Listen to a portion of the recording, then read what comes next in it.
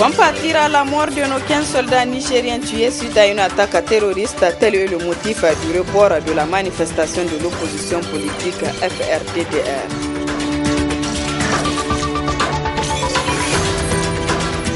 Les agents de salubrité urbaine de la société Balarebe Assainissement en grogne depuis ce matin pour exiger le paiement de 8 mois d'arriérés de salaire.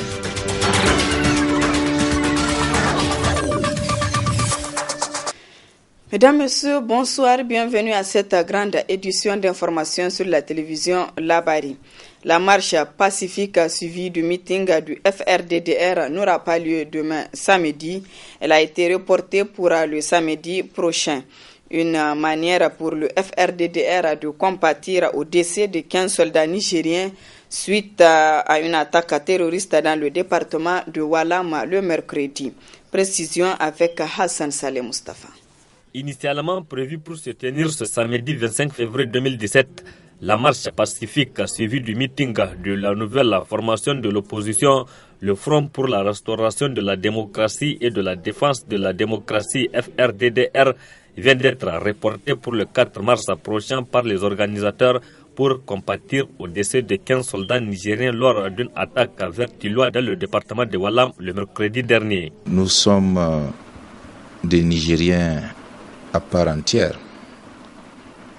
humains et patriotes, profondément attachés aux valeurs qui fondent notre société. La responsabilité, le sens moral et l'amour de la patrie nous imposent cette posture, vu l'attaque dont nos forces de défense et de sécurité ont fait l'objet, avec un bilan très lourd de 15 éléments tués, tel que cela a été dit dans le communiqué officiel. Il était pour nous essentiel de rendre hommage à travers ce report à nos vaillantes forces de défense et de sécurité et de compatir. Les organisateurs lancent ce message aux militants et à toute la population de Niamey. Le message est tout simple. Il faudrait que l'ensemble des Nigériens qui avaient été conviés puissent respecter le deuil que nous nous imposons pour le respect des morts que nous avons enregistrés dans le rang de nos forces de défense et de sécurité. Donc par conséquent, nous demandons, n'est-ce pas, à tout le monde de ne pas aller à cette manifestation-là que nous avons reportée. Tout en présentant ses condoléances aux familles des disparus, le Front pour la restauration de la démocratie et de la défense de la République FRDDR exige du gouvernement de décréter un deuil national pour le respect de la mémoire des soldats. Ce jour, vendredi 24 février, l'UDR Tabat a rejoint le Front pour la restauration de la démocratie et la défense de la République FRDDR. L'opposition politique à la signature a eu lieu cet après-midi au siège de Lumana. Le compte-rendu de Nasser Dantofo et Halidou Bouraima. C'est une signature qui marque ainsi l'adhésion officielle de l'UDR Tabata au Front de la restauration de la démocratie et de la défense de la République, qui rejoint ainsi la grande famille du FRDDR, tout en s'engageant à s'investir pleinement pour la cause commune. L'UDR Tabata a pris part à la rédaction de la charte que nous venons de signer. C'est seulement à la cérémonie officielle de signature que nous n'étions pas présents, parce que pour des raisons internes à notre parti, nous avons voulu nous accorder un temps de réflexion.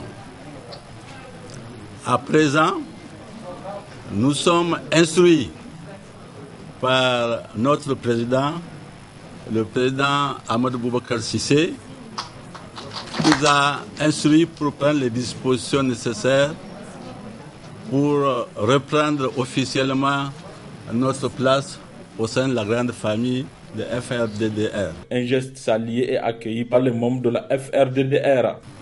Je vais simplement leur souhaiter la bienvenue, les remercier de ce que la clairvoyance les a fait venir à temps, parce que le bateau de l'autre côté est en train de chavirer. Il n'est un secret pour personne que les gouvernants actuels sont en fin de parcours. Dieu seul connaîtra le jour et l'heure. Mais de perception humaine, nous le savons déjà qu'ils sont essoufflés et qu'il suffit simplement de les pousser pour qu'ils tombent.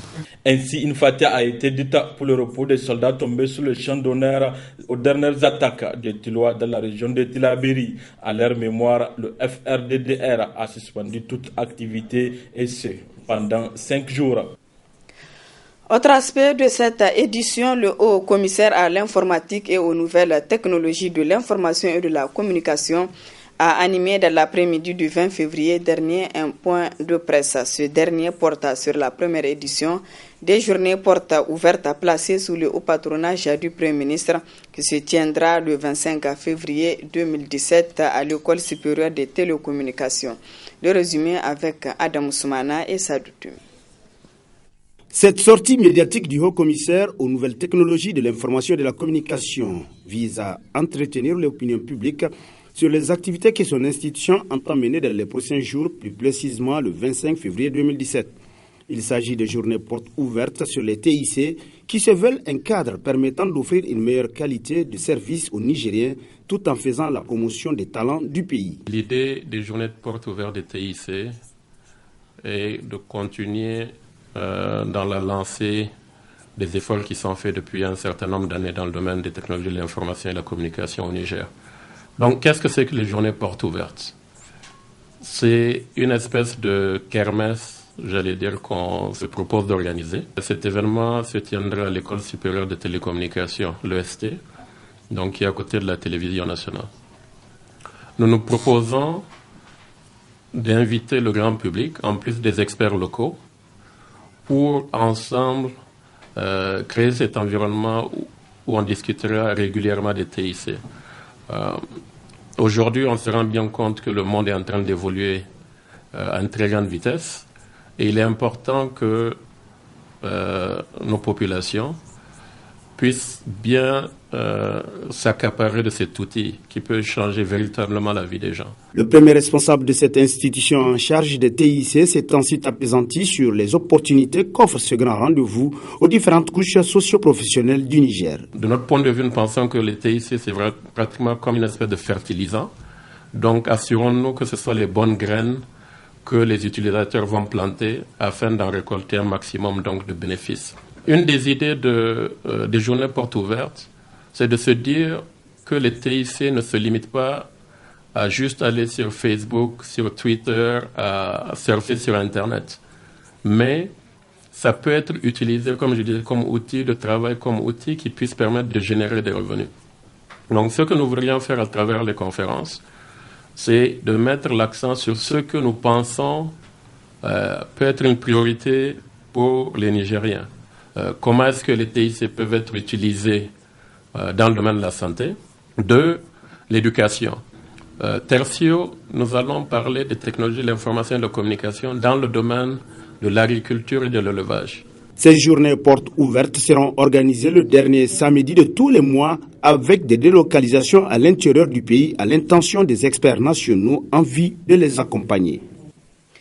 Clôture hier après-midi du séminaire de renforcement des capacités des membres du comité d'analyse et de recherche syndicale CARES Niger. Durant 5 jours, les participants ont échangé et partagé sur plusieurs thèmes. Le compte-rendu de Nefis Zakou et Ibrahim Abdou. C'est sur une note de satisfaction générale qu'ont pris fin les travaux du séminaire de renforcement des capacités des membres du comité d'analyse et de recherche syndicale CARES Niger. Ce séminaire nous a permis de renforcer nos capacités sur l'analyse budgétaire de l'État, sur les techniques de communication autour des résultats des projets syndicaux, sur les campagnes de sensibilisation, les campagnes de plaidoyer, bref, un paquet de connaissances fondamentales qui nous permet désormais d'agir dans le domaine de la recherche syndicale. La Confédération française démocratique du travail CFDT et la CSI Afrique, partenaires du CARES Niger, ont salué le climat qui a prévalu au cours des 5 jours d'échange et de partage. Les membres du CARES Niger se sont engagés à s'atteler à la tâche pour mener divers travaux de recherche et des activités de plaidoyer, des campagnes de sensibilisation, des activités de communication qui sont prévues dans le cadre de ce projet donc, qui doit durer 3 ans, sur les 3 thématiques principales du projet qui sont l'extension de la protection sociale aux travailleurs et travailleuses de l'économie informelle, l'analyse du budget de l'État et la question de la responsabilité sociale et environnementale des multinationales, des entreprises multinationales. Vous avez défini une feuille de route. Notre souhait, c'est que vos actions conduisent à la mise en œuvre de cette feuille de route. Nous sommes conscients et nous sommes confiants que vous allez aboutir. Quant aux représentants des 3 centrales syndicales membres du CARES Niger, à savoir la CDTN, la CNT et l'USTN, il est revenu sur les points débattus durant cette rencontre. Pendant ces 5 jours, vous avez discuté de plusieurs thèmes pertinents, tels que la question du budget, la question de la protection sociale, particulièrement dans le secteur de l'économie informelle, les techniques d'analyse du budget, bref, un ensemble de thèmes qui sont des thèmes pour lesquels, au niveau du mouvement syndical, nous avons besoin, bien sûr, d'une expertise.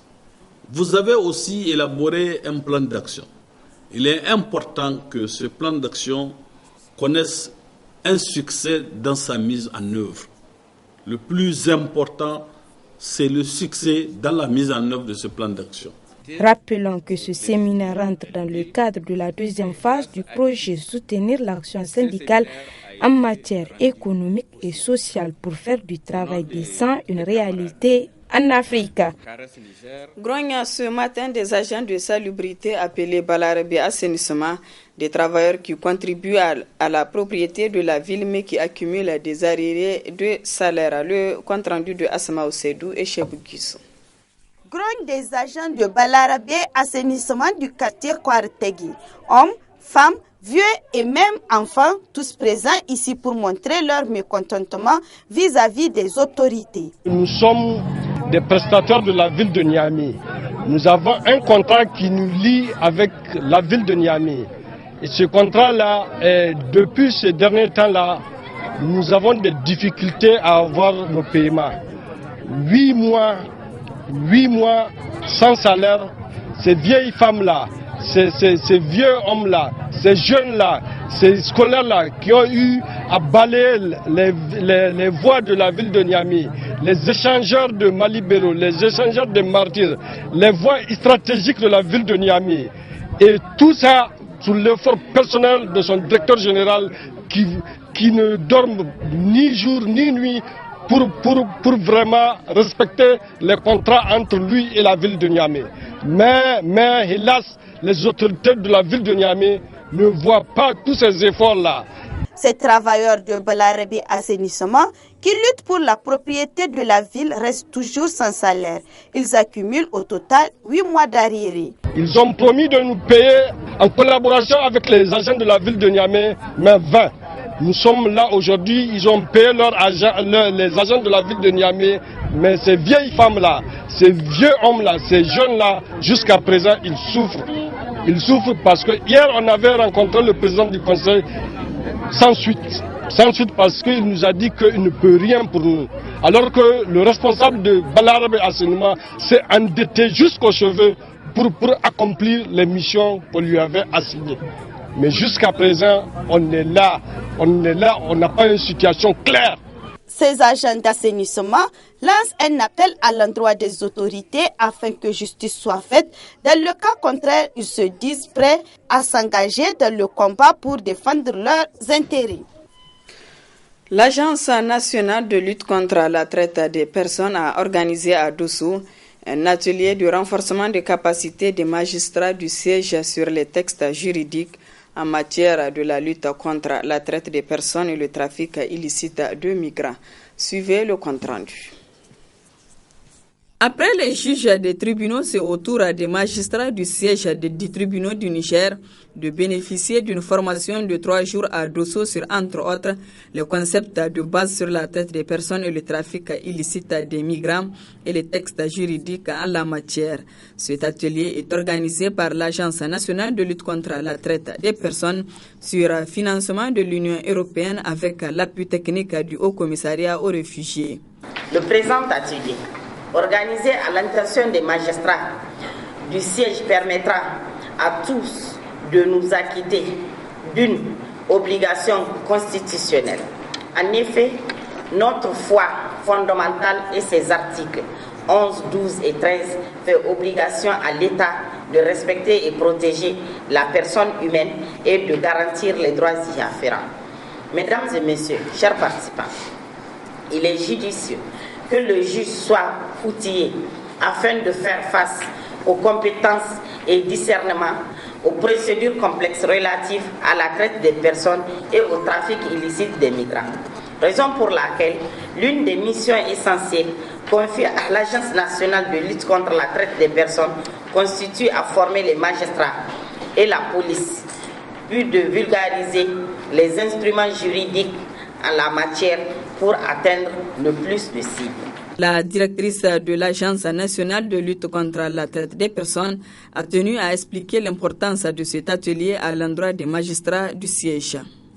Aujourd'hui, nous formons les juges au siège, qui sont les juges d'instruction et les juges au tribunal, pour un meilleur renforcement des capacités en matière de trafic illicite de migrants. Nous avons un texte extrêmement complexe qui mérite que les juges s'y penchent avec beaucoup de sérieux pour qu'ensemble nous discutons article par article par rapport à des points tels que la confiscation, tels que les saisies, tels que l'immobilisation des véhicules. C'est vraiment des aspects sur lesquels il est important que les juges échangent par rapport aux notions de libre circulation des personnes et des biens qui font beaucoup de polémiques. On essaye de voir ce que dit la loi, comment aller vers la loi sans violer aucune règle ou un texte supranational. Donc c'est vraiment l'une des raisons pour laquelle aujourd'hui le présent atelier réunit les juges du siège. C'est d'abord un atelier de partage, ensuite nous discutons de la loi, ensuite nous lisons les articles et nous comprenons pour qu'ensemble nous appliquons les dispositions de la même façon. Parce qu'il est important que l'ensemble des juridictions appliquent la loi avec une même lecture. Si on ne le fait pas, ça veut dire que la loi a des problèmes. Ces séries de formations rentrent dans le cadre de la lutte engagée par le Niger contre la traite des personnes et le trafic illicite des migrants. L'espace France Fanon de Alternative Espace Citoyen a abrité cet après-midi une table ronde. Celle-ci a porté sur la question migratoire. Suivez à ce propos un des organisateurs, Abba Hassan. C'est donc une table ronde, une discussion qui permet de clarifier un peu certaines discussions, certains débats sur la migration aujourd'hui. Mais le fond pour Alternative, c'est d'essayer de révisiter un peu tout ce qui a été fait depuis le fameux sommet de la Valette. C'est un sommet à partir duquel nos pays ont pris des engagements. L'Union européenne a fait des promesses en demandant notamment aux pays d'agir sur les flux migratoires. Donc aujourd'hui, c'est presque l'heure du bilan. On veut savoir par rapport à tous ces engagements, qu'est-ce qui s'est passé. C'est pour ça que nous avons autour de la table aujourd'hui le représentant de l'Union européenne, le représentant des chercheurs et de la société civile, pour que chacun dise, selon son point de vue, quel est le bilan qu'on peut tirer sur n'est-ce pas, les différentes actions qui ont été menées depuis le sommet de la Valette. Du sport, c'est désormais officiel. Le président de la FIFA, Giovanni Infantino, effectuera une visite officielle de 48 heures dans notre pays les 26 et 27 février 2017. Les préparatifs de cet événement ont été les points développés par le président de la FENIFOOT. C'était cet après-midi au cours d'une conférence de presse tenue dans le locaux du Centre technique national de la FENIFOOT. On écoute le colonel-major Jibrillahi Mahamidou. Cette visite du président de la FIFA n'est qu'une consécration aujourd'hui de toutes les actions que nous avons menées et n'est qu'une reconnaissance aujourd'hui internationale des activités, en tout cas du progrès que nous avons fait. Donc, pourquoi cette conférence de presse? Pourquoi je dis que c'est un travail d'ensemble, comme il l'a précisé tout de suite? Vous nous avez toujours accompagnés dans toutes nos activités.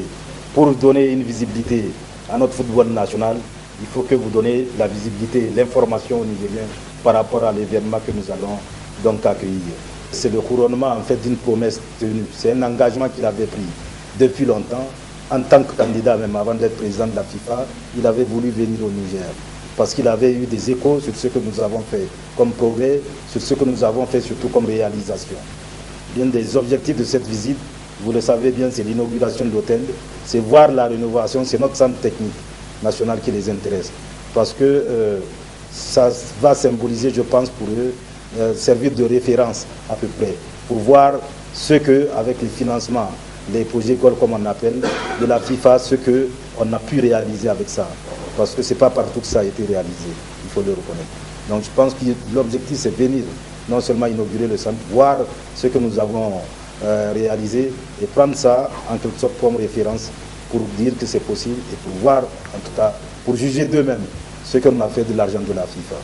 Le deuxième objectif, comme je l'ai dit, le nouveau président de la FIFA a tenu à faire cette visite parce qu'il avait promis ça depuis.